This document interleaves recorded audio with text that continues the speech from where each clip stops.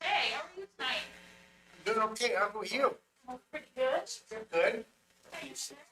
Hanging there, yeah? That's all of us. Yeah, isn't it? Oh, you're early. Well,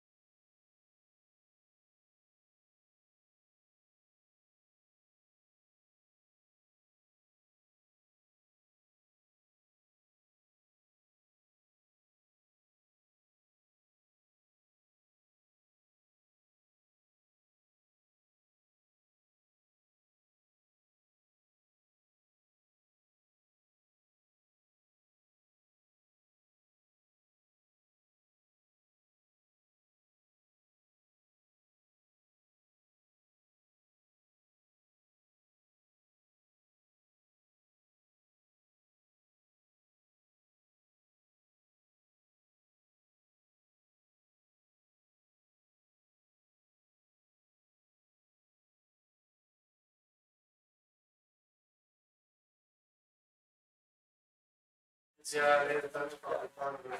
Driving is a big part of it. Well, I know it's.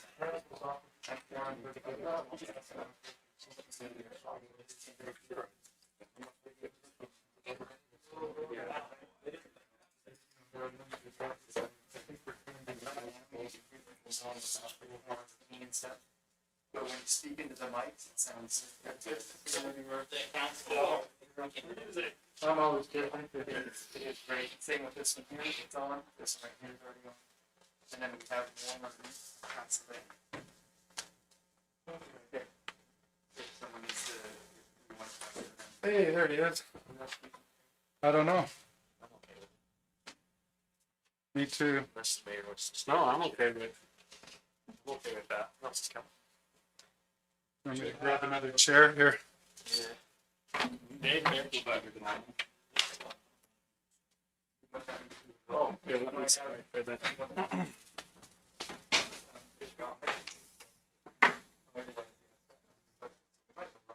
We got a forum now, so we're good, right? Yep. Dave better be good as well.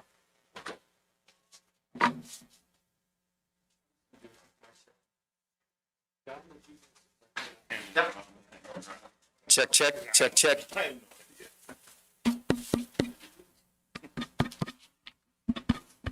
Maybe someone will have to test and come to. He said he's got a cow So he won't be here? in labor. Yeah, that's the time of year. Usually, Well, I'll bring it middle of the up. night when it's freezing. well, usually they let it go all day long, and then they call her up when it's supposed to be, they don't know what else to do with it. He definitely. I Warm know. afternoon, that's kind of nice.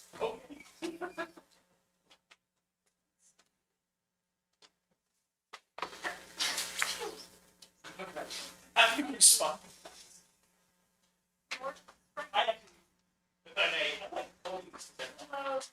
Sorry to get you going, but I think I have to do the best for your bathroom.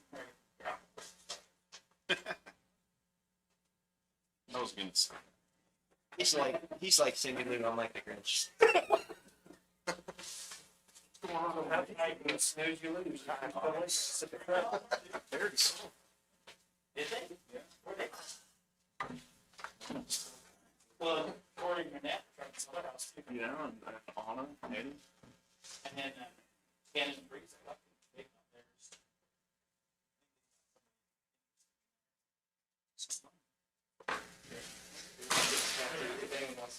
There's something new.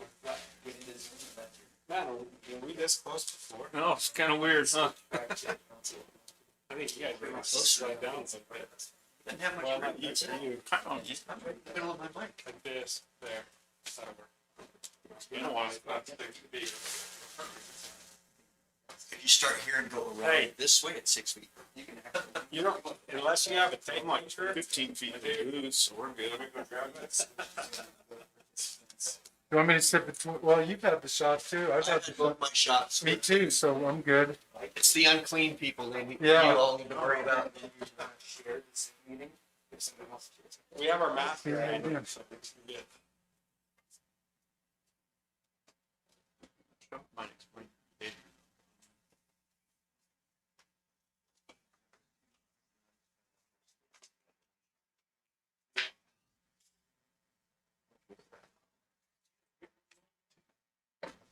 That's what it says. How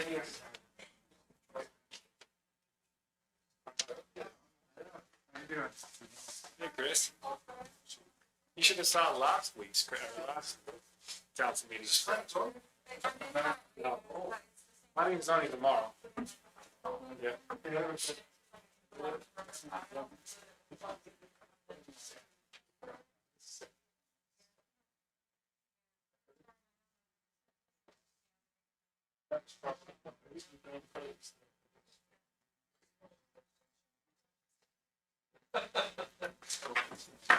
So we have 2 appointments tonight. And then the contract. There are. That's it. So it should be, it'll be from the State Street project. It's from 800 south almost in city Oh, building. that's the one they brought last week. Yeah. I think that's.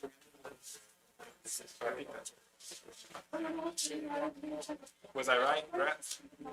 They burned 800 south to 300 south? Oh, okay, 300 north. 800 south to 300 north. You clean up all right.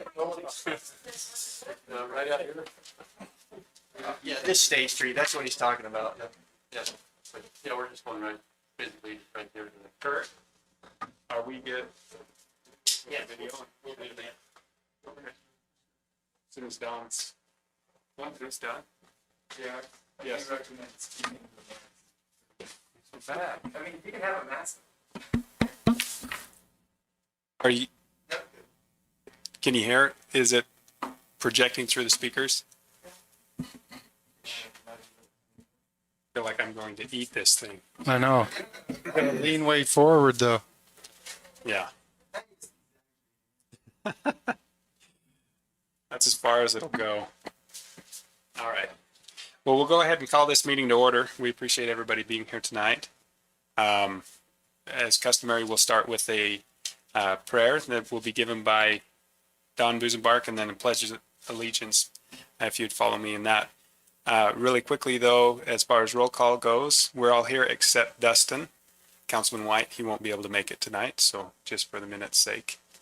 But we'll turn the time to Don.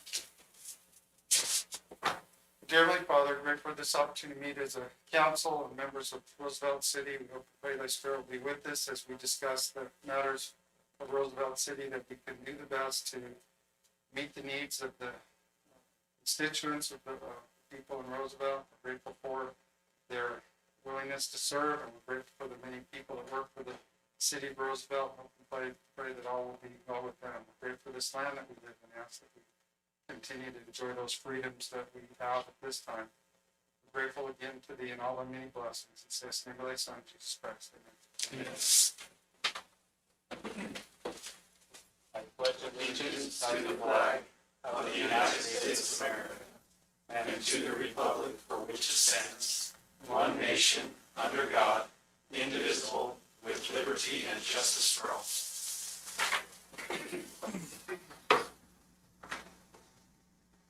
Thank you. We don't have minutes to approve tonight. We'll approve those at our next meeting. And this is just considered a work meeting tonight, but there are a few things that we needed to get done fairly quickly due to timeframes on certain things. So we do have our public comment period still, though. If people in the audience would like to take opportunity to comment, you're able to do so for up to 3 minutes. Hal? Go ahead. I saw your hand go up, so.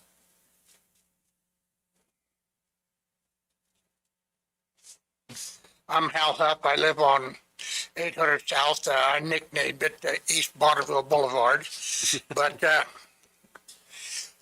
address again the snow removal. From what I see of the drawings of the way that's going to get developed, there will be no driveways on 8 South, other than what's already there. So I think the city needs to get with the school and address who's going to clean the sidewalk.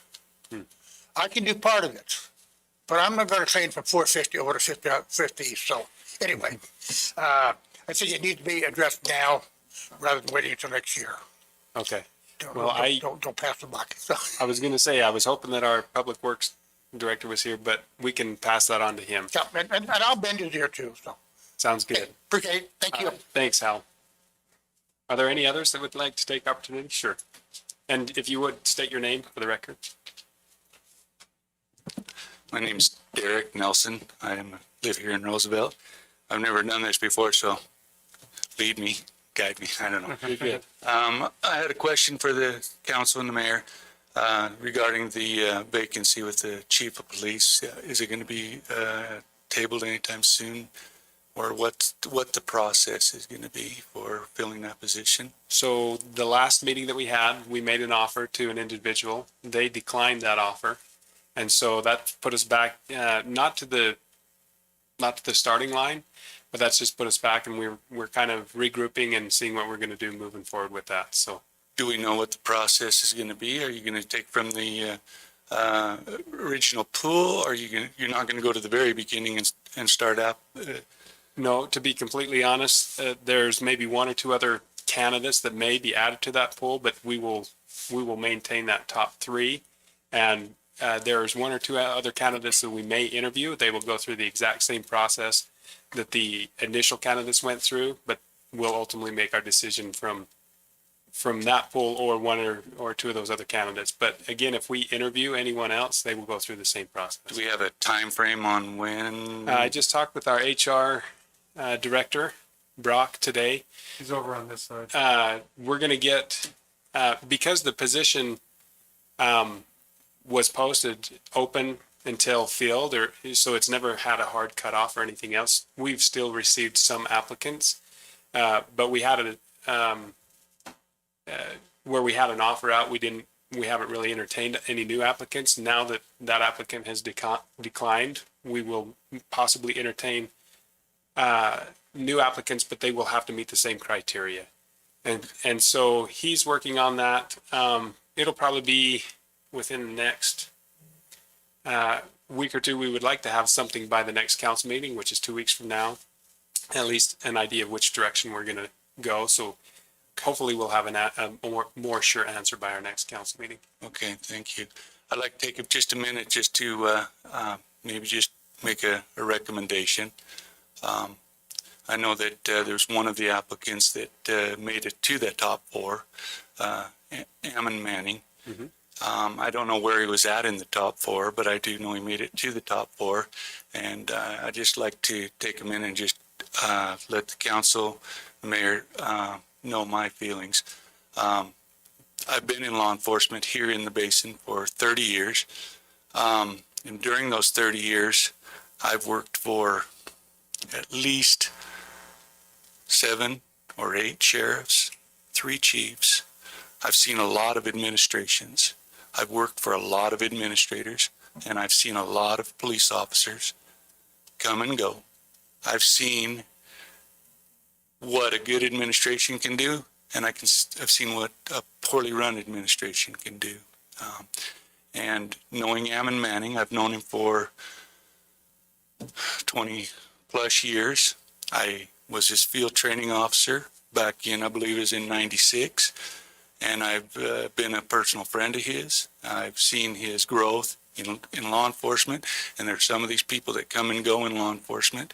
And Ammon is one of those guys that is at the top of his field. He's at top of everything that he does, every assignment he gets. I've seen his the booklet that he prepared for the council during his application, and I wholly agree with everything that those letters say about him, and I strongly recommend that the council and the mayor consider Ammon Manning, put him where he got to, and that's the top of the pile. Keep his name in there. Keep considering him, just to dispel any rumors. If there are any out there, it's not anything personal.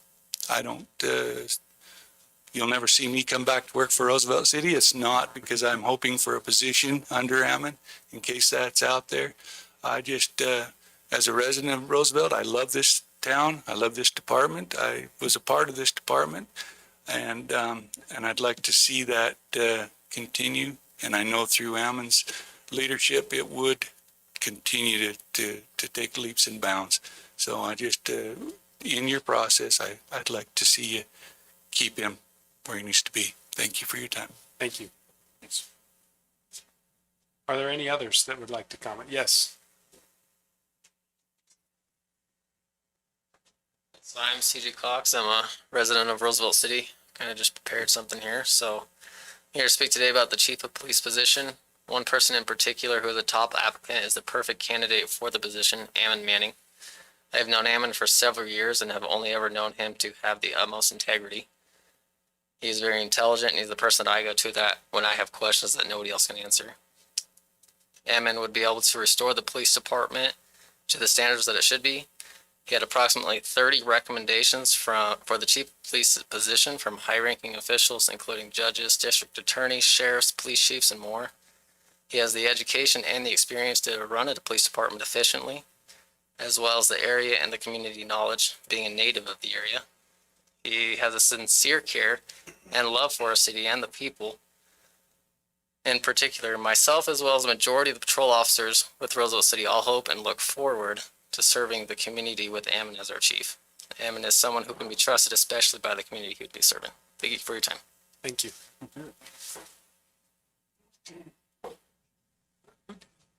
Are you an officer? The question was. All right. Who do you work for? Oh, okay. Tell me your name again. Charles Cox. Charles Cox. Okay. Thanks, Charles. Anyone else?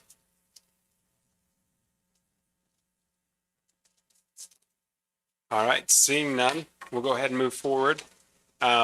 First with the city treasurer appointment. So myself, along with what about three others, had a panel that we interviewed for the treasurer position. Randy Robb has taken a position a while back for Moon Lake. And we have the candidate that we chose that for that position is here with us tonight, and that's Stevie Fox.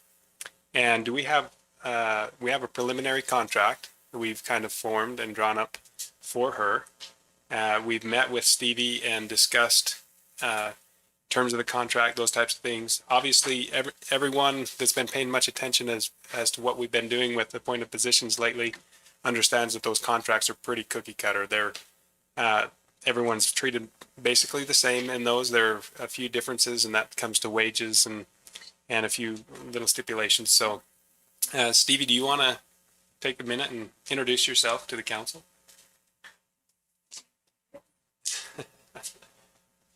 Hi, I'm Stevie. Look forward to working with you guys.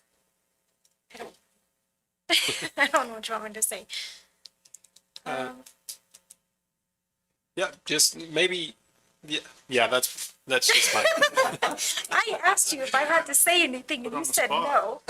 This is true, and she's not one to toot her own horn. She's very level-headed. I like to stay in the background of things. Yeah, but she's organized, and I think she'll do a good job. We all felt the same way that for the treasurer position, she would do very well. Very organized. She has experience in that, working at the hospital and also at the liquor store. And now she currently works at USU. Tell us what you're doing there. Oh, geez. Basically running the concurrent department, trying to keep track of all your high school students trying to make it through their introduction year to college. And that is not as easy as you would think sometimes. No, I just try and help them, I guess, and keep track of them, help them with their questions, make sure college doesn't sound scary so they want to continue going. Pretty much. Great. Thank you. So do we have that contract?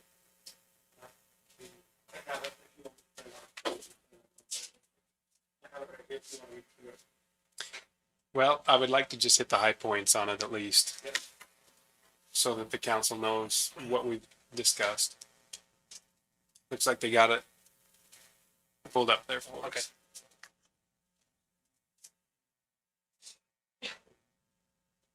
Oh, that's the XCL. Yeah, we don't have it. I've got that one straight here, just in brief, and then if you want to.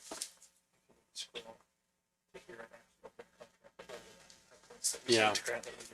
So what we negotiated is that she would start at $47,500. She would be entitled to a $2,500 a year pay increase after 12 months. And that is if all utility accounts are not more than 3 months in arrears. And there is a consistent history of accurate tills for the front desk, golf course, and recreation center.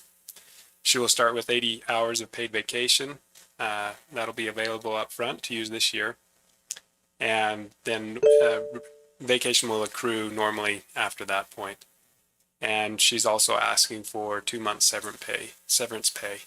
if terminated without cause, which we put in as a normal stipulation for appointed positions. Are there any questions or concerns? Thoughts from the council on that? Sounds good. If there are, then we'd have to go into closed session and discuss those. No, we wouldn't have to, but we could. Any thoughts? All right, seeing none, I Need a would motion? I would suggest that we appoint Stevie Fox as our treasurer for Roosevelt City, and would entertain a motion. I'll move for it. Okay. We have a motion by Councilman Busenbark. Do we have a second? Second by Councilman Allen. All in favor? Aye. Are there any opposed? Okay, motion passes. So I guess you better put your 2 weeks notice in. So, You'll be fine. and if I'm not gonna lie, if I get a phone call tomorrow night saying Yeah, no that change you're in not your mind. coming, I'm not joking. I'm gonna quit.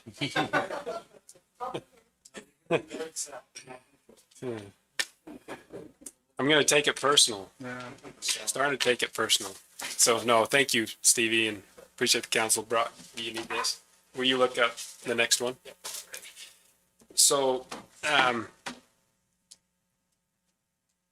as you know, Kurt, would you like to take a minute and explain why you're leaving? No pressure. Sure.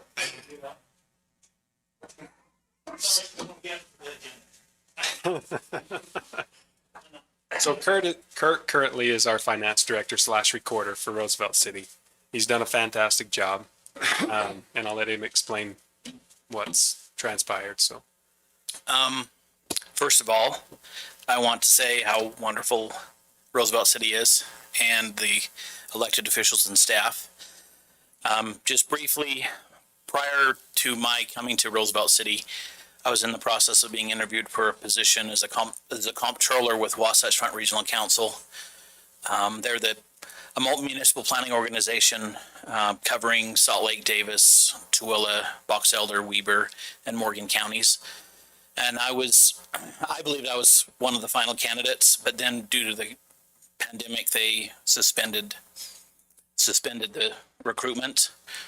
And they've been in contact. I've been in contact a little bit over the last every few months, and then they reopened the position for recruitment about a month and a half ago. Reached out and asked if I would apply again, and I did. And ultimately, I was offered and accepted the position. It's a decision that was a difficult one, but when you and you believe you and your family are it's in their best interest. It's something that my wife and I decided that was the best thing for us to do. Has nothing to do with Roosevelt City working here, any staff. It's just a decision that my family feels best for us at this point. thank you. This makes me feel better. It was a hard decision. Yeah. Not that it wasn't the right decision, but no. Yeah, I don't know who you were listening to, but nah. And Kurt's done a really good job while he's here. We really appreciated him and working with us, even though it's been a somewhat short time. We understand the desire to better yourself and your family and look for new opportunities, and we wish you the best. And I can sincerely say that, even though I don't want to see you go. So,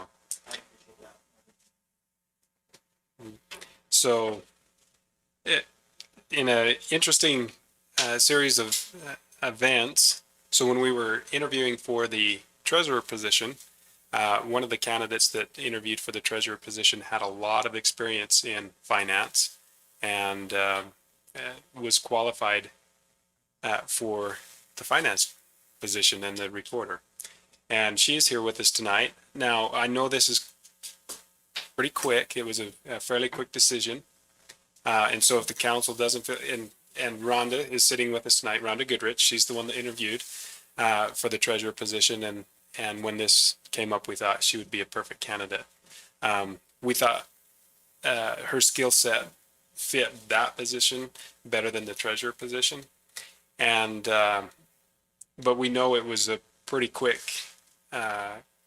move. And so in lieu of time and things like that, we decided to go ahead and talk to her about the position, see if she was comfortable, if she'd be willing to entertain that position, and also negotiated some terms for a contract. Given the circumstances, I'm not asking that the council approve it if they don't feel comfortable. We have had one or two others express some interest, and if you would like, we can take those applicants and look at those as well. However, talking to the HR and several others, we feel comfortable and confident in Rhonda and what she can provide for this city, and so yeah, I feel comfortable making that appointment unless there are some thoughts or Mayor, questions or yeah. the only concern I would have is if there's any legal issues, if we're supposed to open up and, provide, and I'm supportive. I just want to make sure following whatever guidelines we need to follow there. So, Yeah, go ahead, Brock. So council, just thank you for the time. We did talk about that. We discussed those options. Because it's an appointed position, we're not doing anything against the law or breaking any type of rules in not doing this. And just to reiterate what the mayor said, our purpose is we're not trying to shove Rhonda Right. down anyone's throat. Our main goal was, wow, this is a really great fit. And if you all felt comfortable and we can ask her some questions and put her on the spot a little bit, was that if we could bring her in more quickly, that we could get her some hands-on training with Kurt so that things didn't maybe fall through the cracks. So that was our only incentive, really. It was not to make a hasty decision, but to make a smooth transition between the two, and it felt like it was the right decision, and that those things kind of aligned. So when you're ready, if you have any other questions about that or concerns. no, I'm good. That was my only concern. I'd like Rhonda to come up. Yeah, Rondi, would you introduce yourself and tell us whatever you'd like us to know about you? Hi, I'm Rhonda Goodrich. I have lived in the Uinta Basin. I actually live in Vernal. I've been here longer than maybe some of you have been alive. I'm originally from Southern California. I was the financial controller for Weatherford International for 15 years. And have actually spent the last few years in retirement. And now I'm coming back to the real world, and was very interested in looking at the treasurer's position. Then when we talked about that, they told me they really felt I was probably, I can't say overqualified, but maybe my qualifications might find, something better. And this came up and we discussed it. We've talked about the prospect of my moving to the Roosevelt area, which I don't have a problem with at all. If everything works out where I can sell my home in Vernal, which I have a buyer. So that happened quick. yeah. I have somebody knocking on the door screaming to buy the house. So yes, that probably would not be an issue at all. And I look forward to an opportunity to maybe work with all of you. Any questions for Rhonda? Education background? I have a degree in accounting from Utah State University. Yes, Brock. Rhonda, could you take this and just give us a little bit more information about what you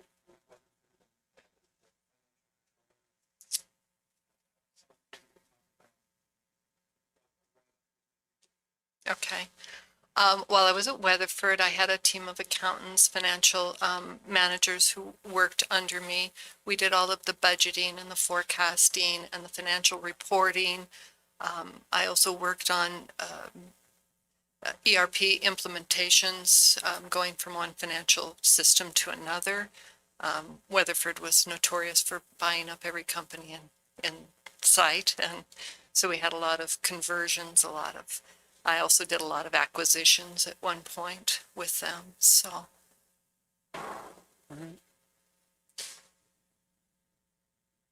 Would you be comfortable telling our city manager that he can't have more money? If you can't have more money, yes, I have no issues with saying that's not sustainable. The men that I worked with at Weatherford always said if she says that's not sustainable one more time, I just really am not gonna like her, so. Sorry, it's not sustainable. Any other questions? All right. Thank you, Rhonda. Appreciate that. So, in talking with Rhonda, some of the things that we negotiated, and we know Kurt. Well, I won't put you on the spot. What do you make, Kurt? No, I'm just kidding. You don't have to say. Enough, or not enough to stay. Nah.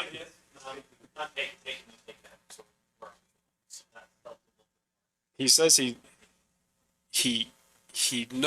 there's no good reason for him to leave Roosevelt other than he's taking a pay cut. So that's really contradictory. Yeah. So what about if I say what we do, what we believe? I know, I'm just kidding. I gotta give you a hard time. So we negotiated with Rhonda a salary of $85,000 a year, with a possibility of a $2,500 raise within 12 months. If she shows proficiency in her job and makes the move. What to? Yeah, it is. Grant's not here. Oh, darn it. There he is. No, I'm just kidding, Grant. I'm sorry. Every time we try to undermine, it's just right. You know what? I give him a hard time every chance I get because he doesn't get shaken very much unless I start talking things like this. So. We can put it in. I had told Brock that it can't be a mandatory thing that the job is conditioned on, but for a negotiated term, which would only be affecting the increase, that's fine. We had, well, we had talked about that. I think in today's meeting, and so it was it was just the raise contingent on moving and things like that. So. Which is something that we talked with Rhonda about. Again, she would start with 80 hours of time, vacation time up front, and then a normal accrual after that, and also 2 months severance pay. So did I miss anything? No? Okay. Questions or concerns about that? Mayor, I'd just make a quick comment that I had some concerns with the show. I talked to the mayor, but I feel like she would be good. I feel like she's just kind of what we need around here, just somebody that's got that kind of experience. I know Kurt has been awesome too. When we interviewed Kurt, I was a part of that interview, and with the qualifications that she has, I believe that she'd be right there with Kurt if she were in the same pool running or looking to get the job when Kurt was, I think it would have been a little more neck and neck on choosing. I mean, who knows? But I think considering the other candidates we've seen when we were interviewing Kurt for Kurt's position less than a year ago, she's definitely very qualified, and I'd be happy to confirm her tonight if that's something you'd like to do in appointing her. So just Appreciate that. And like you said, the intent, and we kind of made some quick decisions, and after that thought, ooh, we want to make sure that we're giving everybody a fair shot. However, she is very qualified for the position. She's available right now. She's, her resume and just what she shared says it all, I think. So, any other thoughts or?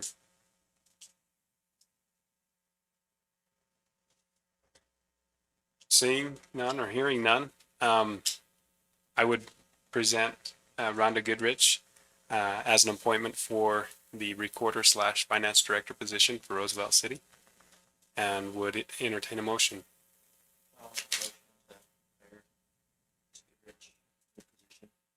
Okay, we have a motion. Do we have a second? A second. We have a second. All in favor? Aye. Any opposed?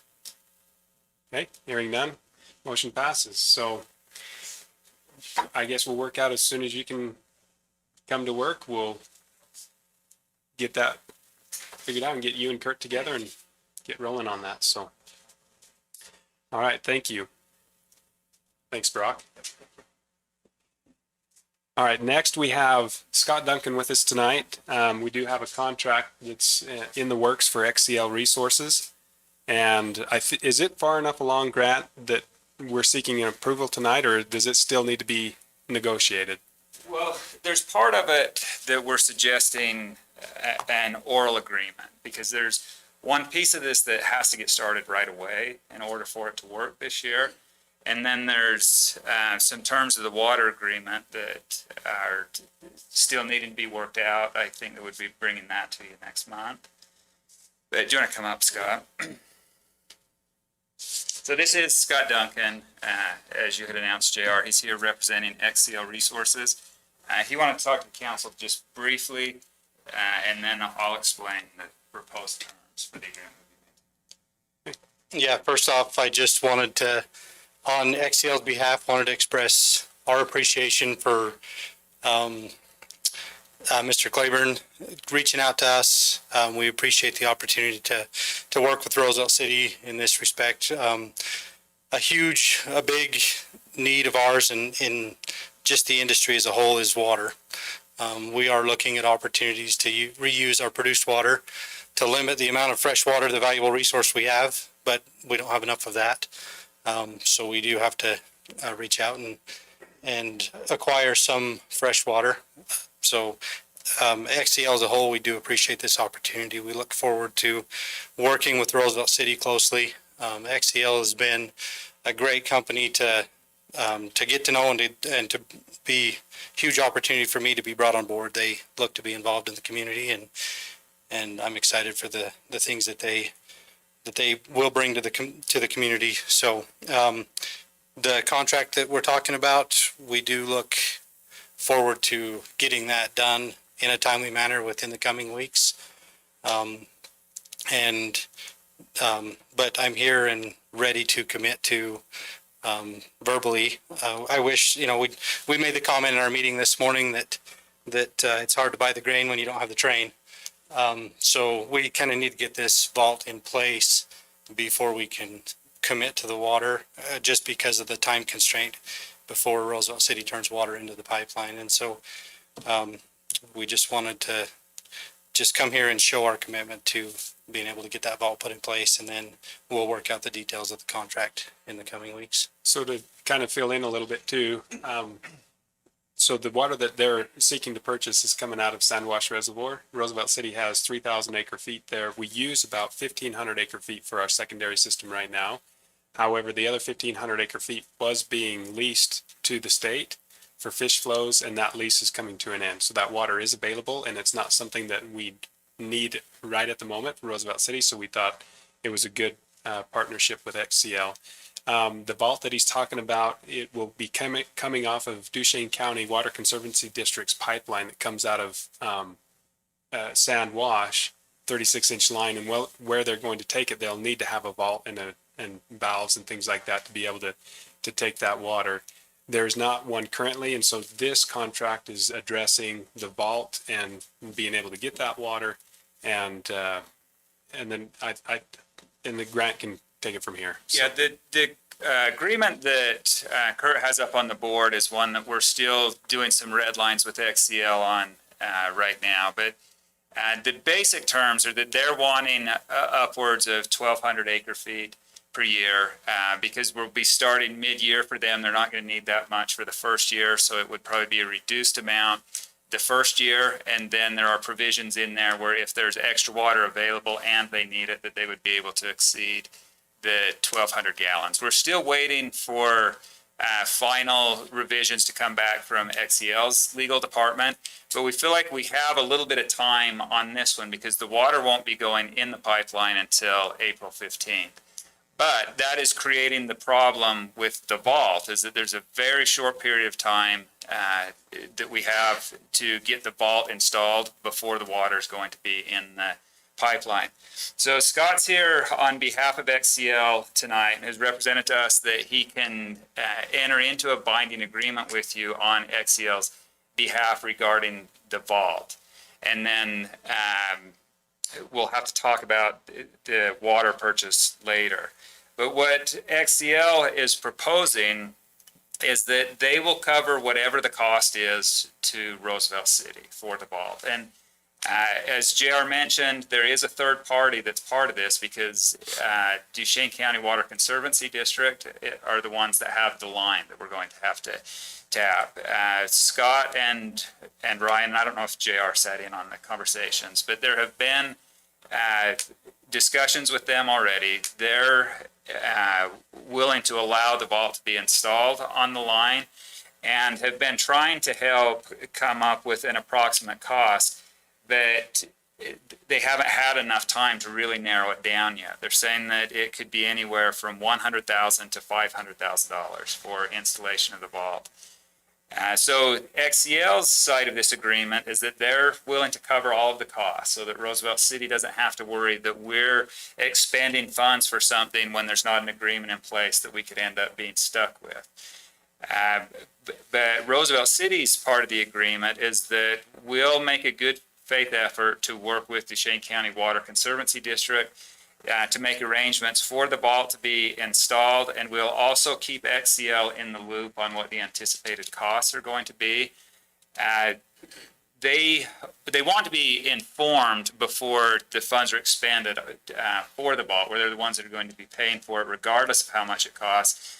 But they're particularly concerned that if we're going to go over the $500,000, or if the cost of the vault is going to exceed $500,000, that they be given the opportunity to approve that before they would be required to foot the bill. And so just to back up a little bit, those numbers, 2 weeks ago, Ryan Claiborne and Clyde Watkins came to our office, met with me and Kobe Denham, who is our completion superintendent. And Clyde threw those numbers out saying, this is a best case scenario and this is a worst case scenario. Clyde was going to work on getting those numbers firmed up. And in that meantime, we just barely got this contract put in place. So we don't have the time to go through all the red tape of approving this contract where it involves as much as $1 million. Yeah, and to that, one thing that I want to just throw in there, the reason this is coming tonight and we had put it on this special meeting is because they're going to want to charge that line here pretty soon. And April that vault 15th is what we're being told. Yeah, April 15th, and that vault has to be in by then. And so that gives us 6 weeks, which is not a lot of time to tap that line, get the vault in and everything else. And so that's why it seems like we put the cart before the horse a couple times tonight, but a little bit. I do have a lot of confidence in Grant and that. And so the motion, I think, if we do make a motion to move forward, obviously would need to make sure that is contingent on legal counsel review, so that it's not just a carte blanche. It's, he would have to review that and we'd have to agree to that. But we do have it far enough along, I believe, that it can be approved tonight, subject to legal counsel review, and maybe not to exceed the $500,000 that was agreed on. Maximum price. And the way we'd probably craft the language is that we couldn't exceed that without prior approval from XCL, just in case there's some anticipated additional costs, just so we don't have to wait and come back for modifications from the council. Yeah. And the only other thing that I needed to add is that we have specified a GPS location for the vault. That's where everybody's wanting it right now, but we're still kind of early on in this process. So the vault agreement would be not that it's necessarily that location, but a mutually agreed upon location, because they're still working on right-of-ways and the approval of Duchesne County Water Conservancy District. And so with that, my recommendation is that you go ahead and approve an agreement for just the vault that would be separate from that agreement on the terms that I've laid out. And then we'll be back to you next month with the water purchase agreement and hopefully the vault completed by that point too. Well, and it'd probably just be 2 weeks for the water purchase agreement, right? At our next council meeting, or is that enough time? Well, we just have to have it in before the 15th when they actually start taking water. But I think we could have it in 2 weeks if you'd rather go then. I'm just thinking if we got the vault approved tonight, and then we could negotiate and finalize the per thousand price, or however we're gonna, that was another thing we were talking about. Are we gonna sell it per thousand, or are we gonna sell it by the acre foot? Well, the contract reads by the acre foot, and Okay, I expressed, there was concern in my meeting this morning, and I told them how they come up with that per acre foot cost, and they're comfortable with that, so. okay. And so, if we're that close on that, I would anticipate maybe even being able to approve it at the next council meeting in a couple of weeks. Yeah, we can work towards that. I know the discussion Scott and I have had, I don't think that we're very far out on that one. Just so the council knows, because I don't think anybody said it yet, but the estimated time for construction of the vault, what Ryan told me last week is that probably 4 weeks just for actual construction, which is only leaving us 2 weeks to play with right now, so we've got to get started. So every contract has a penalty for non-compliance. If the vault doesn't get constructed, or let's say the vault gets constructed, we have 2 dry years and we can't provide 1,200 acre feet. Do they just pay less for what they get, or are we penalized because we're not providing 1,200 acre feet? No, there are provisions in the agreement. It has to be this way for all water agreements for a municipality in Utah, where there's constitutional restrictions where we can't sell the title to water. But water that is not being used, surplus water, we're able to sell on a yearly basis. But there's provisions within the contract that are just parroting back Utah law that says we have to take care of the residents first. So there's already provisions in there for if there's a dry year and there's just not enough water, that this agreement is just for surplus water, as it says there at the top. So there's no penalty if we can't provide. There's not. And what's the length of the whole?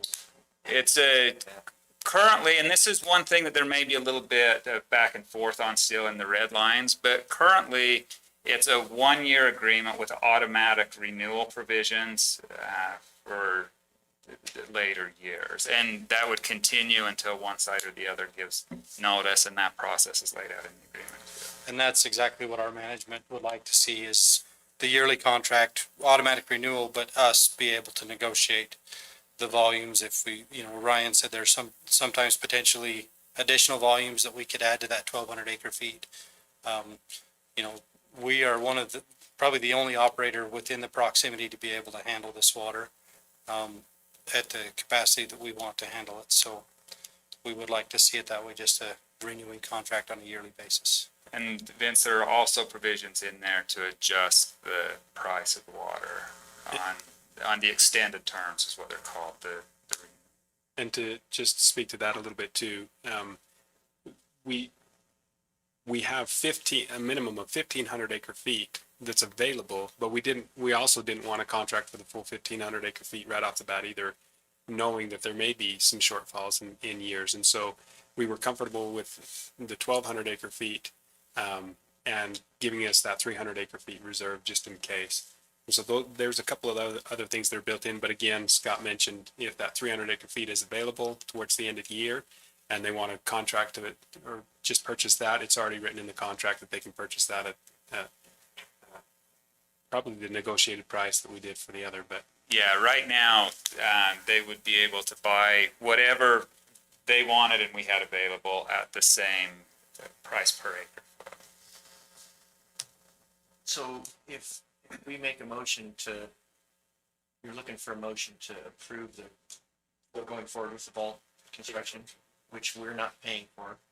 Correct. Unless it goes over 500,000, then you guys.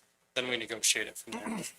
Like I said, Clyde told us that that's a very worst case scenario. So is it a 12-inch connection what size connection are you?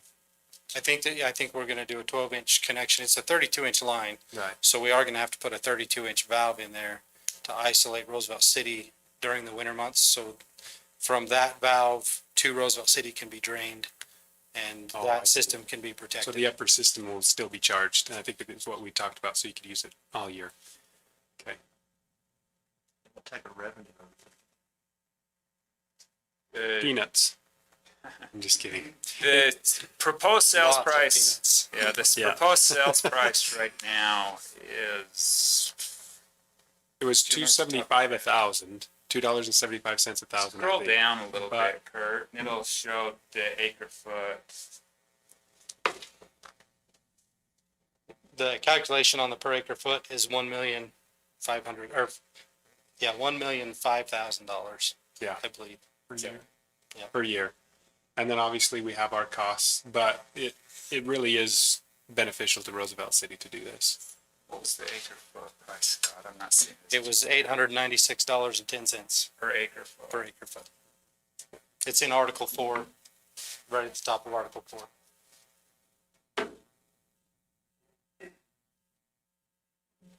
Right there. Now, is there a base rate fee as well? Am I reading that correctly? 3,000 a month, regardless of Oh, whether. this is the other culinary one. agreement that needs to be approved too. Okay. Oh, yeah. Yeah, this is for culinary water, Okay. which is a separate thing. We're talking about secondary water. I'm going, This one's, yeah, I saw two in our packet. There were two contracts. But there's not a base rate for the secondary. That's what I was water. thinking. I was like, I don't remember a base rate. No, So- there's not. This contract for the secondary water is similar, and that's part of what we need to redline on our end is a monthly payment for it. Originally, Ryan came to me and asked me if we would pay for it all up front. But then we went back and reviewed it, and we decided we only want to use the 700 acre feet for this year, where we're kind of getting behind the eight ball here. But so we would do a monthly fee for that 700 acre feet for the remainder of the year. That's the way it's proposed in the contract right now. Any other questions on that? I'm just seeing. Yeah, so if 1 year from now, our beloved president decides that all oil fracking and production is stopped, we've got a vault now, is there any detriment to having that in the system? There's no downside. Not for us, because it's Duchesne County Water Conservancy District's line, and it would be our vault. Well, we'd pay for them. That would be a turnout, basically. That's for one of us. the things yet to be negotiated is who the actual owner of the vault is going to be. Where it's in, it makes most sense to me right now that the Water Conservancy District will be the actual owner of the vault, but we've still got to talk to them about that. Where we're at on the agreement right now is that XCL is going to pay for it regardless of where ownership ends up. And they're just assuring Roosevelt that if we're comfortable going forward and starting the construction on this, that we're not going to be left paying for anything on the vault. And that was a concern that was brought up by Clyde Watkins in our meeting, that the vault be constructed and engineered to the same specs that the pipeline was built.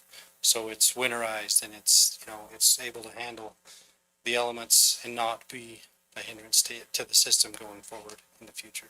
Sorry, Mayor. Ryan's been texting in. He said the Water Conservancy District will be the owner. Okay. So he may ask me to come in. Via Where is Ryan? there to train water. Okay. So Okay. he's working. I was thinking if he's on the beach somewhere, I'm not going to be real happy. But so does that? Yeah, and I just said beloved president just to be polite. I don't want my doors kicked in or anything. We know where you stand, Vince. Any other questions for Scott or Grant on that? I need to make a comment that I have to withdraw my vote on this just because it's a conflict of interest. Other bill. Because I work the XCL site from the other, so.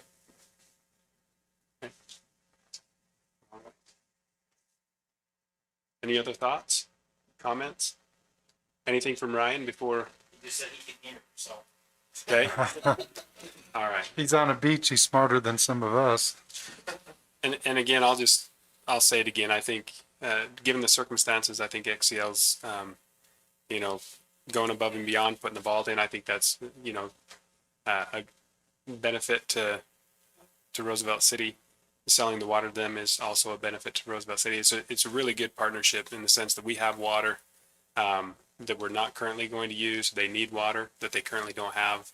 To me, it's a perfect fit. So. Well, I would say if Ryan is the one that approached him and Grant seems to be supportive, I don't know why we wouldn't. So I would move that we would support this based on council review as well as the financial issues that you mentioned with the over 500,000. They have a chance to discuss that and any other thing you need in the motion. Sorry, Grant, I couldn't remember all of it That sounds good. I think that's good enough. for now, because we're going to talk the water later anyway. So Yeah. So we have a motion by Councilman Lusenbark to approve the contract based on, subject to legal counsel review and, negotiating the terms, to not exceed $500,000. and that's just for the vault, right? Yeah, that's Yeah. for the ball. Is that correct? Yes. Okay. So we have a motion on the table. Do we have a second? I'll second. Second by Councilman Allen. All in favor? Aye. Any opposed? Okay, motion passes. Thanks, Scott, for being here. Thank you tonight. very much for your time. XCL. Yeah. Thank you. Did you want to talk about the other one now, or did you have something else? Which one? Culinary, the one that's on the board. Please. Okay, they didn't distinguish the two on here, but yeah, let's go ahead and do that. Okay. Have you guys had a chance to review this one yet, or do you want me to give a quick rundown on the end too? I've looked at it, but Okay, this one, Scott, you may know, we have done this before, right? This is just a longer term agreement. Yes, so this agreement was actually, it's pretty similar to what Axia did with Roosevelt City. Now that Axia is out of the picture, Ryan approached us and asked us if we could get a new agreement in place with XCL Resources. So this is that agreement. And again, I believe it goes, does this one not go year to year as well? It does, and this one's pulling out of the culinary system rather than secondary system. There is a base rate on this one regardless of whether water is pulled during that month or not. And then down in Article 4, it has the provisions on the cost of the water here. But this is basically identical to what we were doing with Axia before, so it's more of a renewal really than a new agreement, but it's with XCL now rather than Axia. And again, just surplus culinary, not the. Yeah, it has the exact same provisions we talked about earlier, that Roosevelt is required by law to take care of the residents first. There are provisions in there allowing for that, and so I'm completely comfortable with the agreement as it's written. yeah, and this is, again, this infrastructure is already in place, as mentioned. It's just, tell me again who the company was before. Axia. I know you just said it, it slipped my mind, but so Axia has paid for the infrastructure. They have a pond up on North Mighton Bench, where the water. This is delivers Center to Street, right? Or right out State here. Street. State Street? Yeah. Yeah, so Axia built the infrastructure going down State Street and then up onto the North Mighton Bench. That's all in place there. Now, the only other thing that I can think of, and I don't even know if it's a big deal, is I know Ryan was mentioning that there was some, he would like some consideration of time or notice or, things I like believe that. that's in there. Okay. It's written in here, and the problem that had come up once before was just that it was difficult for Ryan to turn it off and on with short notice. And this agreement is requiring 30 days notice before the waters. Oh, that's significant. The reason is that if you can imagine, and I'll just explain it very quickly, Roosevelt City on a day-to-day basis, and I wish Ryan was here, but Roosevelt City, especially in the winter months, we may use 600 gallons a minute a day. So when somebody wants to turn on 1,200 gallons a minute a day, or not a day, 1,200 gallons a minute, that's tripling our volume through our lines. And so there's a lot of valves and things like that that need to be controlled and set and changed and everything else to deliver that water without blowing things up, is a very quick way to put it. And so that's why the notice, but actually it's been good to work with on that, historically. I know initially it was like, we just want that valve open and want that water to flow out, but So the only change to this contract is the 30 days that Ryan requested. Well, it's the parties are changing where actually it's not part of the Correct. picture anymore. I'd have to go back and look at the old agreement. I don't remember if the base rate or the price per 1,000 gallons has changed or not, but the general terms are exactly the same. Well, I wish Ryan was here too, because we've actually operated under Axia's agreement, under Axia's agreement for the past year as XCL. And I've been the one communicating directly with Ryan, and I feel like the communication process has significantly increased and for the better. And so we will continue to keep the good communication with Roosevelt City on all aspects of the water. And to that point, Scott's been there through Axia and XCL, so, that relationship, even though it's changed names, it's been a good working relationship, and we appreciate them. So. And Ryan just said the only change is the rate, it went from 302 to 325. Okay. So there's a little increase. So, okay, any other questions on that? You're in, withdraw my name from this. Yeah, I why, can't be part of these discussions, so I'm just being quiet. I'll make a motion to approve the contract. XCL. Okay, we have a motion I'll second it. and a second by Councilman Busenbark. All in favor? Aye. Any opposed? Okay, motion passes. Do you have another contract for us? Thank you so much for your time, and Ryan, if you're listening, thank you for your help. Thanks, Scott. Appreciate you being thanks, here. Scott. Thanks, Grant. Yep. Hey, Scott. All right, we have Troy and Brett with us from Simcoe. We'll give you some time on the State Street project. Welcome. We appreciate the opportunity to be here, Mayor, Council. Brett's going to pass out some information, and what we'd like to do is just give you an update on what's going on and have some discussions about what we want the project to look like and how we can bring this together and get the project going.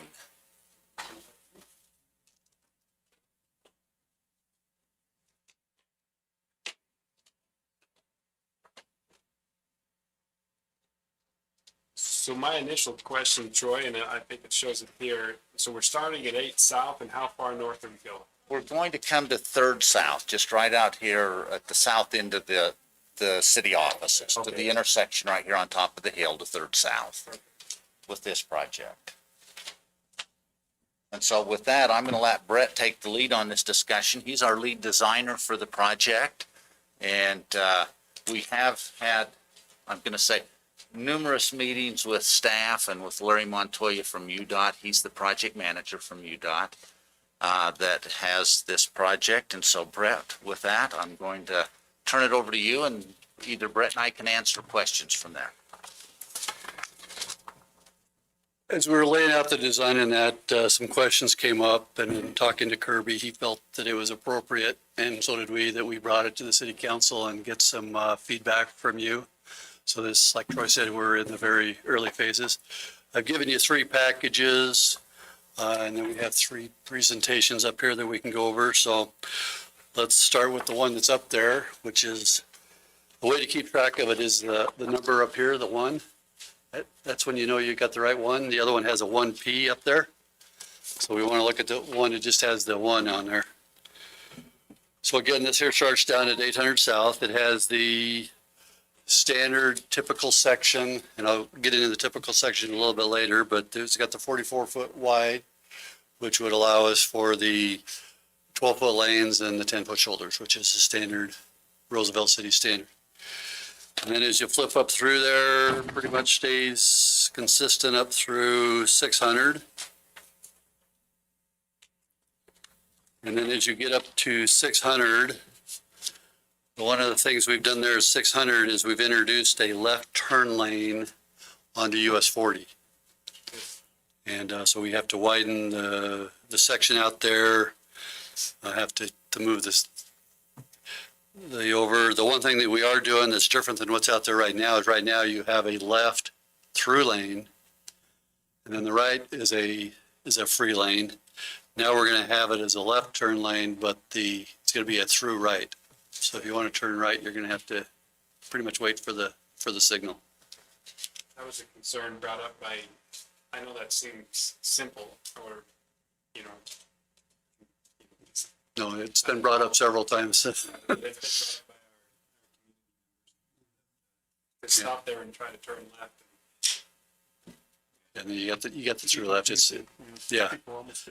Most people think that the left is a dedicated, and I caught myself today going in the wrong lane. I had to hurry up and get over. So, and then we're basically working with UDOT, so we're not touching US 40 at all. There were some concerns about the ADA ramps and all that at US 40, but we're jumping over US 40 and not doing that. Once we get on the other side of US 40, we have the left turn lane, and then we have the center right turn lane. We tried to squeeze in a dedicated right turn lane too, but there's just not enough width, especially to get the two lanes to line up. So that's what we ended up with. But then you can see where we've developed the turn pocket for that. And now we're going to get into the real interesting part of our discussion. 400 South. Go one more. Go the other way. Yeah, that's it.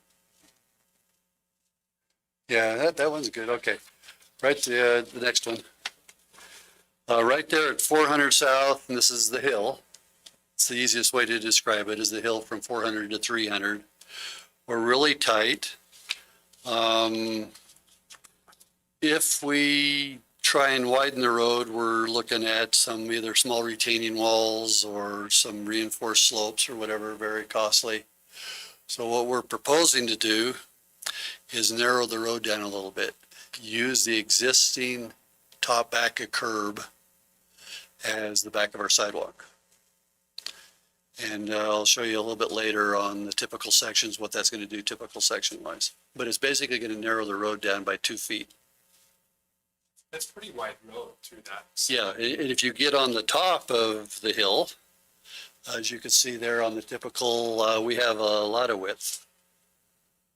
And so we have more than adequate width to do that on top. And what we're going to do is make sure that all this, with Kirby's insistence, that all this has to happen before you go over the hill. So that you're not going over the hill and then saying, oh, crud, I'm going to hit a curb and gutter. It's got to happen. So you can see the curb and gutter widening as you come over the hill. So with that, then let's flip over to the other set of plans. It says 1P on them. No, the other one, that one right there. Perfect, thank you. Okay, now we're going to start over. And I'll explain to you what the difference is. Down at 800 South, there's no difference. So this is an alternative to the first one? Yeah, this is an alternative. So and it's going to point out some of the issues that we want to talk about. Once I get through this, then I'll go back and ask a couple very specific questions. Then up at 700 South, it's still the same. Then if just right past Sunset Drive, you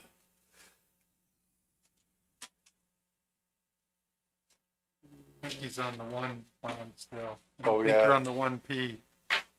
It said 1 on the one that you were doing. I think it's the next PDF over. go to the next PDF over. No, not that one. I think Then we go back. Yeah, okay, this is, No, that's good. yeah, this is the, perfect.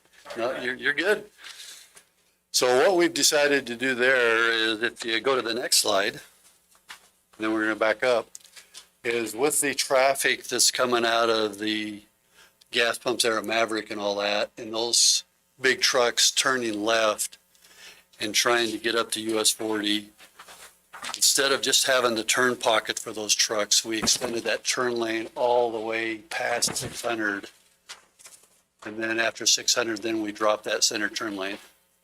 So we'd actually go to a wide section all the way through there. And we have the width to do that, so it's not gonna be a lot of extra issues or anything else, but that would give those, when you look at the turning movements for those trucks, it just gives them a little bit more maneuverability to get in that left turn lane, is what we're proposing to do there.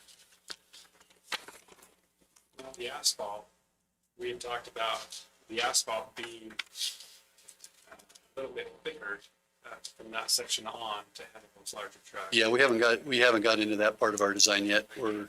Yes, but that would be the case, is that's a totally different section.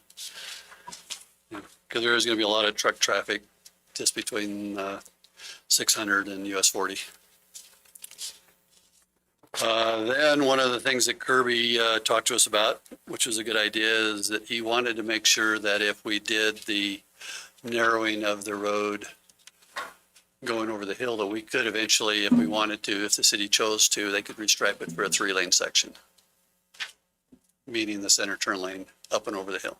If the city so ever chose to do that in the future, we wanted to make sure that we weren't restricting ourselves. How far would that go? What we have done on these here drawings, and if you just flip through there, we've actually shown it all the way through, but we could taper it, we could get rid of it at any time. You're saying the 3-lane would be all the way? Yeah, once you get on top of the hill, you have plenty of room to, run a 3-lane. But what we wanted to do here was, and now we'll jump into the typical sections. So the two things I want to talk to you about, which we'll talk about in the typical sections, is what do we want to do south of 40 with the center turn lane, and what do we want to do going up the hill? Whether we want to narrow it down or whether we want to do some things, and then also what do we want to do with our lane configuration and whatnot. So, Is Kirby on vacation too? Where is he? yeah, he's down there at the beaches too. Way to go, send everyone away. Just a question. The center turn lane going up over the hill, I don't know that it would be really necessary. I know we have the DMV right there about halfway down the hill that we would want to make sure. Yeah, and it wasn't the intent to actually do that. Now we just want to make sure that we could accommodate it in the future. Have you ever gone around there when the junior high traffic's going, center lane? It would be, because it's true. I have to say, there was somebody in the center of the road and I thought they were turning left. And so I started going around them and then they started going. Like going, yeah. Who's on first, yeah. Yeah, something they did with that. So. Okay, so then just to keep life interesting, I'm actually starting from the top and working back down at this on the typical sections. Rather than starting at 8th and going up, we're actually starting at 3rd and going south. As you can see right now, we have a 12-foot travel lanes and a 15-foot shoulder. That's currently how you could stripe that road up there. So if you could, you could stripe it to have a center turn lane. You could reduce your shoulder down. You could reduce your lanes down and get a little bit. As we come down over the hill, this is one of the places I want to make a decision tonight, is we have 12-foot lanes, but then we reduce the shoulder down from a 9-foot shoulder. Your current standard is a 10-foot shoulder. So this is where we're gaining that. That's where we don't have that extra 2 feet. So we have 3 options. One is to fight the issue and go ahead and widen out another 2 feet, 1 foot on either side, which again would require little retaining walls or some steep slopes. We could keep the shoulders at 9 foot, or we could reduce the travel lanes down to 11 foot and bump the shoulders up to 10 feet. So that's something that wanted to get your input on. So the sidewalk is showing 6 foot right there. Or we could reduce the sidewalk to 5 foot. I was going to say, because what's ADA compliant sidewalk? 5 foot. That's what I was thinking. Yeah. No, I'm glad you brought that up because that was my other option that I wanted to present. Before you make that decision, though, let's flip to the next page. This is what that section would look like with the center turn lane. The same section? Same section, same area. 2A or 3? This would be the 3 lane. Well, if it's section 2A, because he's got 3 up, but I think you're on 2A, right? Yeah, 2A. All right, now he's got 2A. Okay. Chosen the right one. We're good. Yeah, 2A. I am not looking at the screen, so I'm not. Okay, and again, this was for future, not necessarily proposed for this project, but in the future, or we could do it as part of this project. If you want to stripe that third lane, we're back to the same options. We could make the sidewalks 5 foot, which makes the shoulders 4 foot, and a 4 foot shoulder is the minimum that we should have on this road. So a 3 foot shoulder isn't really acceptable. We wouldn't allow parking, obviously, but That's what I was gonna say. There's not a lot of parking on that hill. we don't want parking on that hill. Yes, but the Asphalt standard is for 4 foot shoulders minimum. So we could go to A 5 foot sidewalk and get a 4 foot shoulder. And still have our 3 12 foot lanes. to me, that makes the most sense, and then have the turning lane the whole way. And then up on top of the hill, your shoulder widens Way out. So you do accommodate parking up there, but on that hill where you're not gonna get any of it narrows down, the shoulder narrows down to not, but you stay with the center lane all the way down, because there are people that are gonna, again, halfway up that hill, if you're coming up the hill, you're gonna wanna turn, and the turning lane would be helpful like, when you're turning into the DMV. DMV? Yeah, it's driver's license. Yeah. Yeah. I know there's the DMV, and then there's the other place where you have to go license your cars. So that would help to have that. And if you're gonna carry it up that far, I would recommend you carry it up the rest of the hill. And again, in this here particular section, as you can tell, we're really not adding any asphalt. We would have to, reconstruct the curb and gutter and all that, but, it's not a very, compared to having to increase asphalt and all that, it's a relatively minor change. So on the hill, basically, we're just looking at shrinking it down a little bit. Yeah. To make sure we get room for the sidewalk. We're gonna take where the curb is right now, put a sidewalk in 6 feet from that, or 5 feet. Yes. And then, Yeah, the existing. that narrows it up a little bit, but it allows Right. for the traffic. Yeah, and that, if you narrow it up to sidewalk, then that would allow us to have your standard Roosevelt City standard roadway width go down the hill. Yeah, as you look at the sides of that, if we actually try to just keep the curb and gutter where it is and put a sidewalk behind that, you're looking at some major costs to build some walls. Now, there's a good likelihood that people will park on that hill, even though we're not supposed to. How do we? I've never seen anyone park on that hill. Well, you never know. I have to state my conflict too. I own the business at the bottom of the hill on the corner of that. Yep. And so, The 10-foot shoulder, without striping it, if you had just the 2 lanes, a 10-foot shoulder would provide parking. If you, And I'm not too concerned about parking, but it's like, you just never know. Up that hillside, on that hill, there's a few homes going in. Is it on the hill? on the on the top, They're on the very top, yeah. where it would widen back out. The 4-foot shoulder would definitely, would make it to where people would not want to park there. And nor should they. The only time I've ever parked there, to be honest, is when I did my driving course. And they made me go up the hill and park and turn to the curve, and I could show that, and that was it. So that's the only time I've ever parked there, or seen anyone park. Yeah. And I like the turning lane all the way up the hill, because right at the top of the hill, we do have a couple of homes. And so you're good, that would be nice to have that turning lane. Be safer for them up there. And then we just have to decide when we'd want her the turning lane, and my thought is we could end it at 300 or just after we get off the top of the hill. I don't know, that's a detail we'll have to work out. To what Councilman Allen was saying, the first intersection we get to that's, would that be 200 south? Yeah, 200. Is where we have a lot of traffic and a lot of people turning in and out of that. And I don't know if we could at least stripe it, the turning lane to 200 south.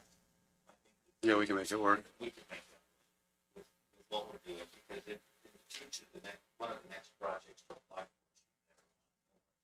But the transition. We could get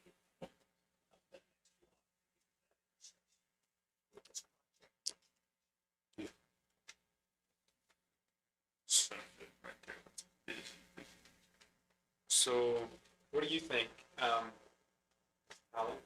From a, concerned about people parking and along the curb there? absolutely. Right, turning into that junior high is.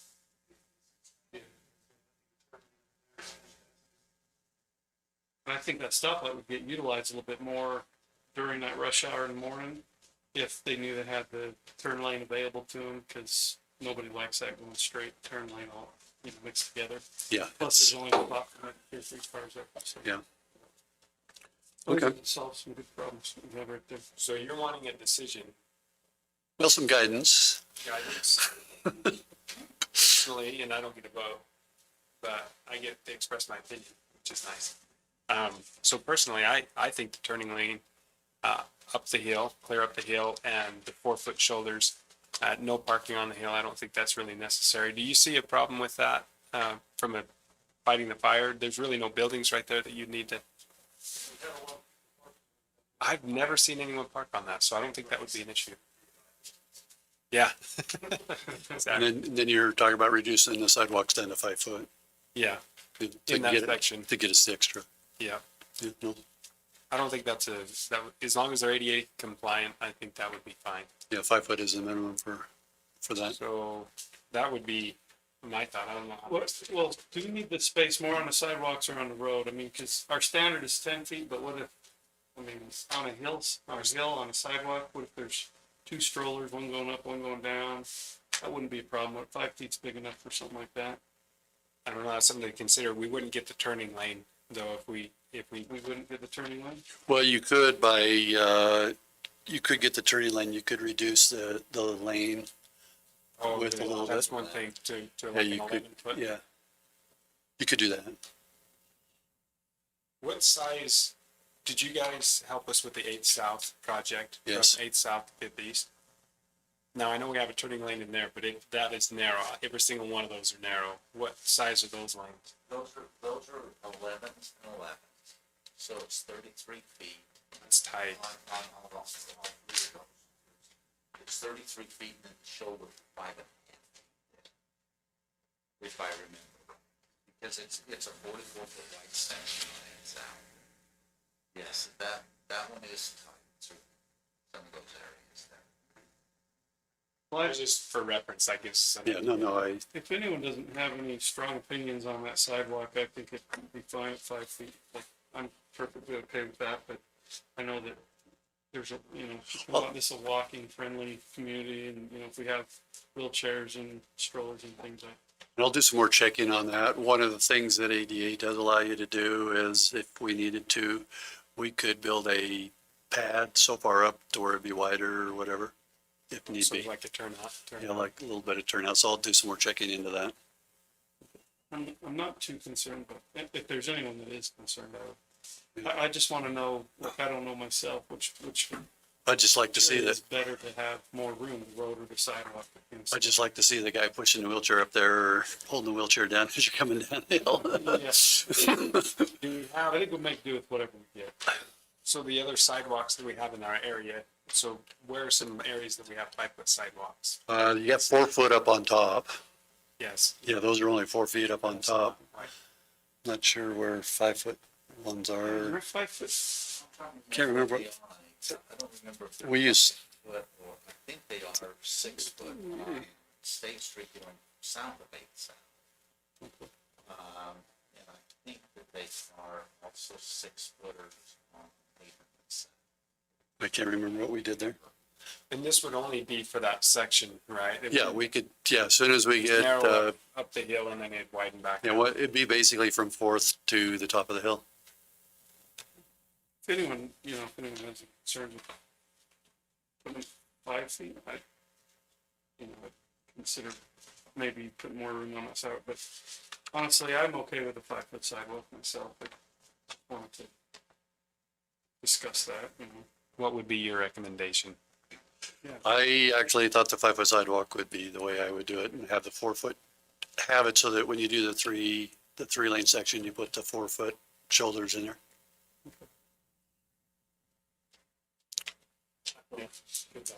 I don't know, do we need a motion? No, But that'll give you, just a work session, just, Come back and is Kirby texting also, giving us any input? No, Ryan, just tell him where I did tell Kirby, and Kirby and I had text messages, and he said he would like to have been here, but it's just not gonna work. And Did he have a preference? Do you know in your conversations with him? he definitely said, make sure that we accommodate the 3-foot, or the 3-lane section.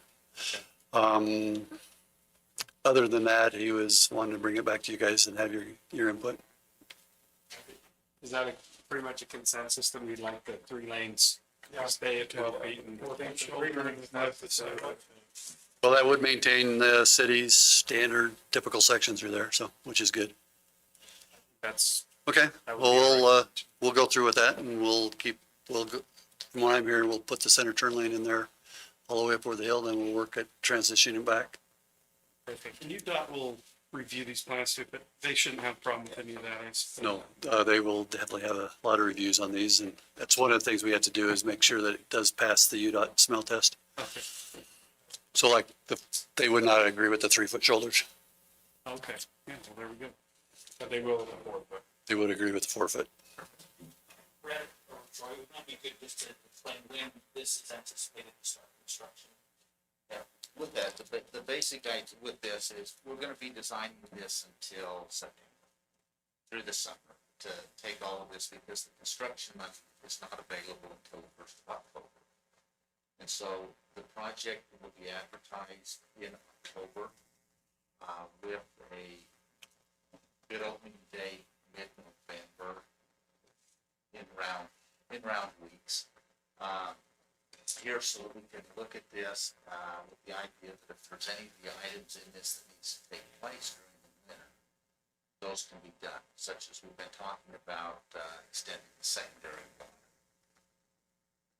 to get it with the construction of the road so that it takes place and we don't have to dig the road up later or anything like that. So those items that happen during the winter, the main construction of the road project will begin next March. About a year from now. Would Maybe actually, we could push it back maybe till May, the end of school, so we don't have new job. I don't. Yes, and those are Well, some if of the we started things. on the south end, it might not be so bad coming up if we start, if we know we won't be till, I'm just worried about up at the junior high, if we're trying to construct there with the traffic. There'll be several opportunities for UDOT to review, and we'll also make that available for the city to review. You can sit in on some of those meetings, they've all been happening over the internet, so it's easy to sit in and listen to what's going on.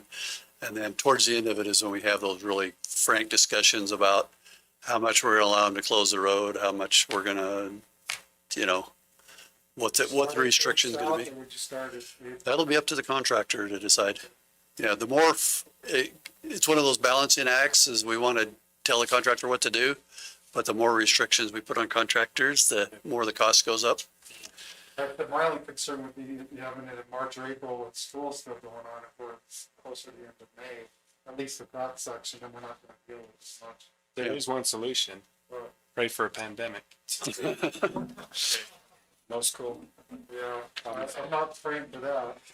Just- I'll let you do that, Mayor. but to go along with that, Councilman Lucifer, there is a section in these contracts, we'll go in and we'll list the restrictions. We'll tell them what schools, we'll list, when we have school buses on that road, for them to work around, we'll list the things like, if we get later in the year, we start to run into the 4th of July Right. and UPIC. Those things, and we will give the contractor all that information in our limitations of operation, so that he knows what he's got to work with. We look at all kinds of things in that. We look at everything, garbage pickup dates. There's all kinds of things that you don't necessarily think about that we find out over the years do impact construction on these projects. So that'll all be part of what we work together on the together. So we can accommodate the schools, emergency vehicles, the city offices will be impacted when we're doing construction. So we'll need to lay all of that. Sounds good. Thank you. I appreciate that. We'll also have to work with the post office and make sure, notice we have a gang box we may have to move, so we'll have to work with them to see exactly where we want to put that, make sure that their services aren't interrupted, see if we need to put up temporary things or whatever. Yeah, it's good. Really, if that's the city at the 91.9, It's 93 cents. so the city will need to pay for 7% of the cost. You couldn't negotiate that any better? No. Well, I'm just- we can get it to 93.3 and 6.77. We'll take it. We can get it a little tighter. That's a good match. Yeah, I think so. 7% match for a project like that. That's Oh, yeah. fantastic. And obviously, we have not yet done our next round of cost estimating, but that's, now that we have these here decisions, we'll get in and make sure that we're still within budget on the project and see if we need to make some Price other of oil's changes. going up Yeah, somewhat, so that's going to affect bitumen. Obviously. yeah. We're really watching closely bid prices that are coming into UDOT right now to see how things are going. And that's, But this one, those are the things that we'll be watching really closely. Well, the other ones, and right now, too, it's a commodity that's a little tough to get in that old script sidewalk. That's with this, we're working with all of these things together to keep this thing in control. okay, so now we can keep going. All right, That was one decision. let's go for it. Okay, if you go to typical section 3. The next one, yeah, there we go. Okay, this is on the other side of US 40. As I mentioned on the drawings before, we have the option, and this is the decision, is do we want to have just the center turn lane, just there between 600 and US 40, or do we want to go ahead and extend that center turn lane down past 600 and then drop it after we get to 600? As you can see here, we have plenty of room. We don't quite have the 10-foot shoulder on the one side. We could make that on the others, that we could make it at the 10-foot shoulder, but typically with the center turn lane, you don't need the full 10-foot shoulder. You know what you recommended for that because of the trucks? Yeah, and why don't we go back to the plan sheets? And let's just glance at, 10 foot, if you took 5 foot from one side and 2 feet. yeah, we'll start with that one. Go up to about sheet 4. Making the intersection. Right there. Yeah, okay, so this is option number 1. Option number 1 is we would basically just use the existing curb and gutter and all that, and we just put in a center turn lane. Just right there at the intersection. So if I might, trucks coming out of this, and then come over here. More than likely, what we're gonna do is I like the idea of moving it all the way back to and then we open up the other PDF.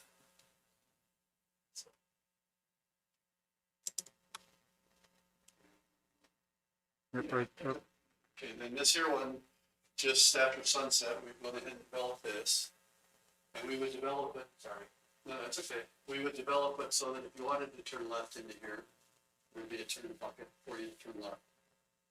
So that's why we extended it a little bit this way, is to make sure we had enough room for a turn pocket into that. And then once we get up here, then you'd have your turn pocket. You could get down on US 40. These trucks then would just come right into the center turn lane and turn on US 40. That's the two options that we were looking at.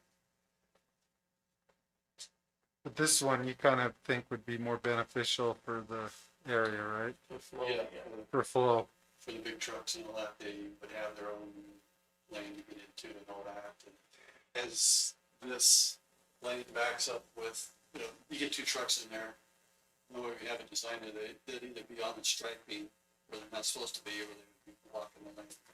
So where would on which side would the 7.5 shoulder be and the 10-foot shoulder be?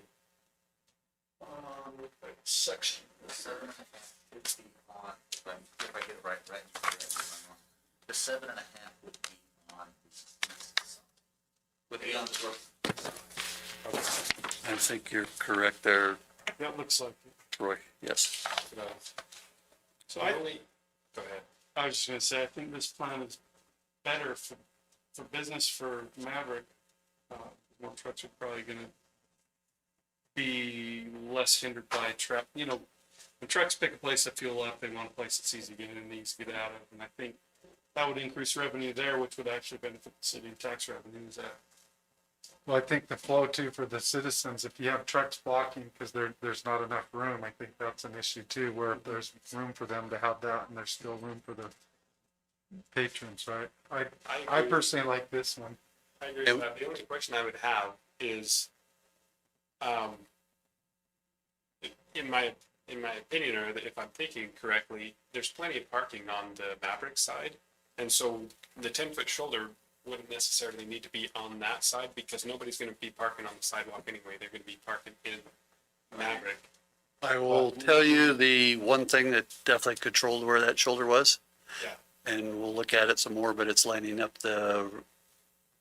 across the intersection, yes. So that was going to. So we can take a little quick look at that to see if we could tweak it a little bit, but that was our primary focus on that. Yeah, and I get that. And so if it doesn't work out, I was just thinking that residential seems more like where people would park on the side of the road to run in or do something on that side where there's not. But to me, I don't think it makes a lot of difference. Okay. And we could possibly widen that out a little bit there to provide a little bit more shoulder there. We just kind of lined it up. Gets it kind of worked from 800 south and got our section in there and then just went straight up to match up with. Well, I support this one, so that's my. Okay. That's good. That's all I needed. Can you think of anything else? I think just that, and then to answer any of the questions you may have. And we will be, like I said, there'll be lots of opportunities to review, and I would like to get your input into this because it is your guys' road and we want to make sure that you're happy with it when it's done. That's our. Roosevelt City Residence Road, I hope we're doing what Yeah. we should probably. It's right for them, but I think you guys have done a great job and. I think it's a great project. As I was driving it, the asphalt from basically Maverick down south is really bad. Yeah. So this will be great when we get this done because I had several people like, why did you stop at 8 South? Yeah. That road's terrible. I'm like, it's in the works. So the way I was looking at it is that I was just looking right at 800 south. And I haven't really even talked to Troy about this, but I think we need to pretty much go through the intersection with our asphalt. Because that's pretty bad all the way through the intersection. And I'd hate to, we do 3 projects and then right out in the middle of it, there's this bad thing of asphalt because we always stop each project just a little short. No, I think that's what we anticipate that. It needs to go through the intersection. And the other thing, just in closing here, we just want to also thank your staff. Kirby, Clyde have been excellent. We've met many times out on the road and come up with these ideas. Your opinion and make sure that we're all going the right direction. And it's staff that has helped us develop these and recommend this. Yeah, Kirk's been the only one that's been hard to get along with, so see leaving we. You know what? He is stingy. Just kidding, but no. Stingy. Yeah. He just tells us we don't have any to spend, so we don't. There you go. He's like, you can spend it how you want, but there is none, so. Yeah, we actually hate to see Kurt leaving, but we're looking forward to working with the new gal. Yeah, I think she'll be a good addition to the team and appreciate all your work on this and coming to the council and presenting that.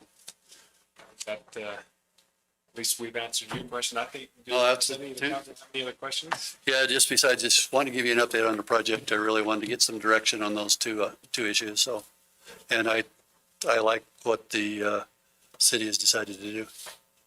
Thank you. Thank you. Yeah, thanks. Well, we ran out of items unless you guys, I just had a follow-up. Is Scott in there? Scott?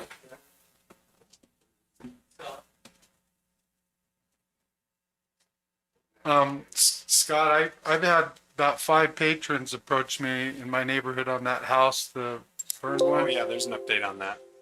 I'll let Alan address Oh, awesome. He's been tasked with that. He's been working on it. Awesome. Well, I appreciate it. I didn't know. I know I talked to you last time, so I wasn't sure. So thank you. Oh, Alan. yep. Go ahead. So basically, we've had a couple of different things that we wanted to do to see the best way to do it. What we're at now is we've had Tri-County condemn the house, so they're going to be posting that. And I just barely talked with them today, and that should be done fairly quick. And then we can get with Grant, and from there, hopefully, we can get it taken care of and then charged to the. We don't know if it's going to go to the bank or to the person as far as the money goes, but that's the next thing we're doing on it. Like, So try- that they, Rick had put in like boards, or whoever he'd sent to put up boards, and those are gone, and you know, Right. people are getting out, and I've had several neighbors in that area approach me, and I said, I know I tried to be patient and work on it, but Well, it's been tough. I don't think anybody really knows the best way to tackle it, and they're all a little bit different. The one that we had south, you know, that was an insurance company was arguing on whether rebuilding it or tearing it all down, but this one's a little bit different than that. The insurance company's not going to pay anything on it, so it's just a different thing. But that's where we're at now, and that I talked to them today, and that should be posted and ready to go tomorrow, with any luck. well, And thank then- you for that update, and just please keep me posted as you. Yes. Because like I said, I'm starting to get pressure from people, and they're Well, concerned about warm weather, kids getting in there and playing. The kids are in there all the time, and we know that, and we've been a little frustrated with how to deal with it also, Right. but we're working on it, so. Well, I appreciate you working on it. Like I said, the sooner the better, but you know, and I was patient, but it's been over a year. It's almost a year and a half now, so it needs to, Absolutely. I needs agree with you. resolution on that. Well, and I know it's frustrating, but in Alan's defense, a little bit, there was one that was south of Metro Hill, and that one was 2 or 3 years, and it's just Right. And because it comes down to who's going to pay to demolish it when the insurance backs out. Then we've got to tackle that, and then we've got to put that responsibility back on them. But I know it can be. yeah, and I'm not frustrating. blaming Alan at all. I hope you didn't take it that No, way, no, because no, I, like I said, I'm just starting to get more people coming to Right. talk to me, and We talked a little bit that I don't know if maybe a city ordinance can help on some of these, you know, Well, if there's certain here's things an we can idea, do. and I don't know what Grant would feel, but if you give some of those kids some matches and some gasoline and finish the job, would that I'm be sure okay? Grant would support that, but We if didn't not, get it out too soon is what the problem is. Yeah. Or maybe you can have the police department. hey, maybe the police department could practice. Lee, do you need some practice? Apparently. Yeah, apparently. Good luck. And I'll try to keep the council updated on it.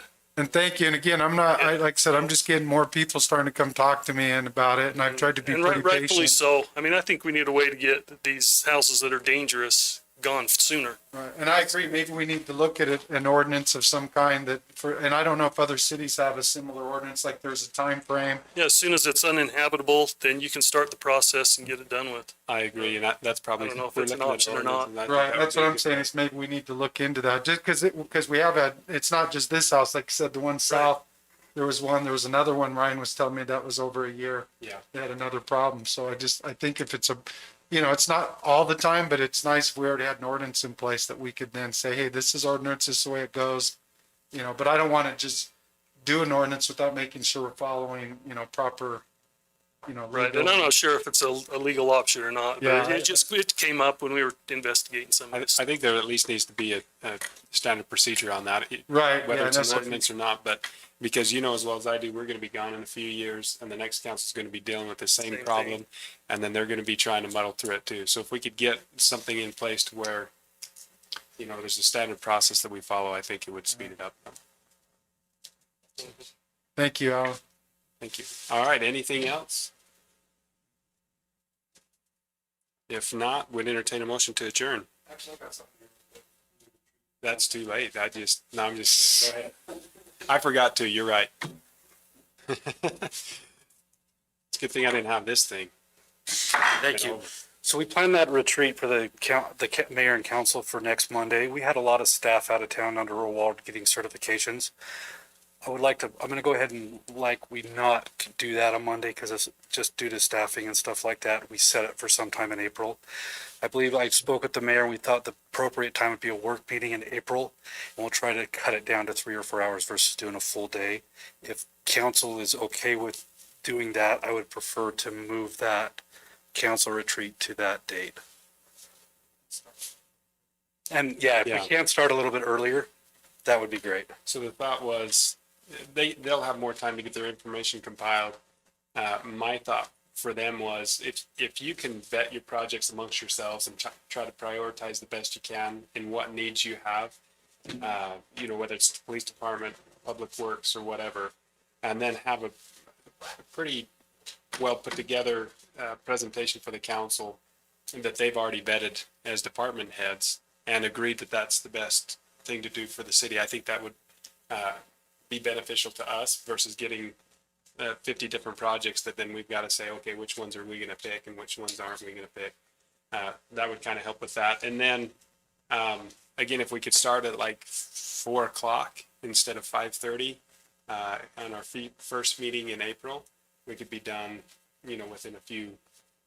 As just as quickly as we get through it. But I'll bet we could be done by 6 or 7 that night versus a full day. AM. No. Unless you have, I want breakfast, lunch. Hey, dinner. we'll provide dinner. Matter of fact, we'll make sure we have dinner for everybody that night. So if you have preferences, let us know and we'll make sure we have that evening for you guys. So maybe a little bit. So 6th. Yeah, what do you guys think about that instead? Just April 6th. Okay. Let me just, I'm fine with it myself. I think I'm fine with it. I was just double checking. Yeah, I'm good with, that's a Tuesday instead of a Monday? Yeah, So it'd be on your normal work meeting now. work meeting. I teach class at 8, so I'd have to be, I'll have to leave, but other than We'll have that, you out of there by 7:50. not that my students would care. They'd probably be happy to have me not show up, but being that it's math, Invite them here. We're doing budget and stuff like that. They can learn about government then finance. they'll be doing logarithms and exponential stuff that they'll never use again, so, Nobody asked me why. You were my teacher, I was. That's all the time. I know you do, but I'm saying, and people do, but I'm just saying that part, logarithms and exponentials, unless you're going on further math, you probably won't use it again. I would never say that now because I thought I'd never use trigonometry and geometry when I was a cop, and then I end up being on the accident reconstruction team. So Well, it's always helpful because you don't know. I agree with you 100%. I just try not to tell people they're going to have to use it. I just say, you just don't know. That's why we teach so So much. we're going to postpone the math class till after the meeting. And after Whatever you need, I'll be happy. So if we're good on that date, we'll go ahead and we'll move it to that date. Is that okay with everyone here? Yeah. April 6th. Okay. And that's our regular scheduled work meeting. We'll just meet a little earlier. So Vince step out, or do you have to leave? yeah, So- he had to go. So you'll make sure and let I'll send everyone, an email out to the council. So they with know the mayor and the Monday- council just confirming that we've moved it. And then Okay. that way everyone has notice. Great. So, that'll be great. all right. Thank you. Thanks, Scott. Yeah, we talked about that gun, that letter for Second Amendment rights, and I talked to Lee today, and she said that she would give it to me. You still have that? No, I left it here. I signed it here and left it here. I didn't One of the front desk that signed it. I left it at the front desk. Whoever had it, I just signed it here. I've never had it. And I was here last council meeting. Justin Arnold, the president, said that he gave it to one of the council. I left it here. I don't think I have it. I'll check. Maybe I scooped it up by mistake, but I don't think, Just curious where that went. maybe I accidentally scooped it. I'll run out and check if I have Your it. I'll bring it. signature was on it when I came in and signed it. It was still there. Yeah, but now that you say that, he did hand it to me to get to Dustin, but Dustin never came, but I left it right here. They're actually all sitting right here. So- See where all, is that right here, the ones that are signed, so they are. Yeah, I thought I just left it here because it wasn't anything I needed, so. Okay, perfect. Thank you. Yeah, they're all sitting right here. So Are they all signed all the way or just? Justin, I think, is the only one who hasn't. I don't know if you signed it, Mayor, but I know everyone else had. Do we need to redo the date on that and re-sign it, you think, Grant? It's fine, okay. Yep, we'll just get it signed and done, so. It's signed by Dustin, get sent off. Speaking of guns, and I don't want to take any more time really, but, the gun range will be coming up before the council, in the next meeting. Jones and DeMille has been assisting us with the design on that. They've basically donating their time, to do that, which has been kind of them. We have a couple of interested parties, Utah State University. Sheriff Tucker's here. He's shown some interest, and so that'd be important for you to look at as well. Maybe after the meeting, I'll shoot that to you. We will have a walkthrough on site the 9th of this month, so next Tuesday, I believe. If you want to be to that, you're welcome to be there. I think it's at 3:00. And we're gonna meet at the gate down there at the sewer ponds at 3:00. So if you wanna be to that, we're gonna walk around and just kind of get a better feel of how everything's gonna lay out, but I think we've got it dialed in pretty well. Just so the council, we're gonna try to build this without city funds, donations, those types of things. We're seeking donations and people that will do dirt work for us and those types of things. Grants from the DWR and any avenue we can pursue to get funds for that, so we don't stress Kurt out too much. Thank you. Yeah. But anyway, just so you know, that'll be coming up on the next council meeting. So, anything else? Move we adjourn then. Okay. Second. Motion in a second by Councilman Allen. All in favor? Aye. Consider ourselves adjourned. Thank you.